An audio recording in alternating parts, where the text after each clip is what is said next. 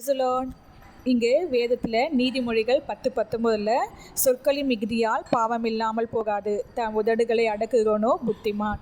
பிரியமானவர்களே, நம்முடைய வாயிலிருந்து பிறக்கிற ஒவ்வொரு வார்த்தைகளும் மற்றவர்களுக்கு புண்படுத்தவர்களாக இருந்தால் அது ஒரு பாவமா. எத்தனையோ பாவம் இருக்குது, அதில் இதுவும் ஒரு வகையான பாவம். ஸோ தன் உதடுகளை அடக்குகிறோனோ புத்திமானாக நடந்துக்கணும். பாவத்துக்கு மேலே பாவத்தை நம்ம சேர்த்துக்கொள்ளாதபடி கொலை செய்கிறது, திருடுறது, பொய் பேசுகிறது, இது ஒரு வகையான பாவம்னா மற்றவங்களை குற்றப்படுத்துறது, மற்றவங்களை வேதனைக்குள்ளான வார்த்தைகளை பேசுகிறதும் ஒரு பாவம்மா அப்படின்னு நான் வேதத்தில் சொல்லுது. அது மட்டும் இல்லாமல் மத்தேயு 12:36 என்ன சொல்லுதுன்னா, மனுஷர் பேசும் வீணான வார்த்தைகளுக்கு நியாயத்திற்கு நாளிலே கணக்கு ஒப்புவிக்கணுமா. பிரியமானங்களே, நம்ம பேசுகிற ஒவ்வொரு வீண் வார்த்தைகள், பிரயோஜனமே இல்லாத வார்த்தைகள், அது எதுவாக இருந்தாலும் நம்ம என்றைக்கு கணக்கு ஒப்புவிக்க போகிறோம்? நியாயத்துக்கு நாளில்.